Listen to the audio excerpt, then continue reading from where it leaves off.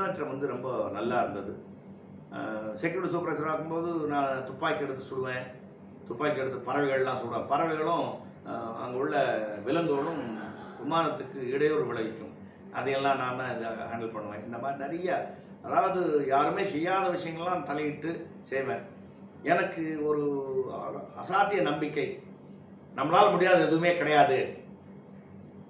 நான் வந்து ஒரு வில்லேஜில் வந்தாலும் கூட சென்னைக்கு வரும்பொழுது எனக்கு தமிழை தவிர ஒன்றும் தெரியாது. இன்றைக்கி நான் 8 பாஷை பேசுவேன். 3 பாஷையில் மேடையில் பேச தெரியும். நான் மேடையில் யூனிவர்சிட்டிஸு, காலேஜஸுக்கு, ரோட்டரி கிளப்பு, லயன்ஸ் கிளப்புலாம் பல்வேறு சப்ஜெக்டில் எல்லாருக்கும் நான் பேசுகிறேன். அந்த மாதிரி இருக்குது. அந்த இதெல்லாம் அங்கே ஏவியேஷனில் நான் கற்றுக்கிட்ட எக்ஸ்போஷர் தான். அந்த மாதிரி எல்லா விஷயங்களையும் கற்றுக்கிட்டு அதுக்கப்புறம் வர அடுத்தடுத்த வந்த பரீட்சைகளில், எக்ஸாமில் நல்ல மார்க் வாங்கி பாஸ் ஆகி மேலும் மேலும் போனேன். போகும்போது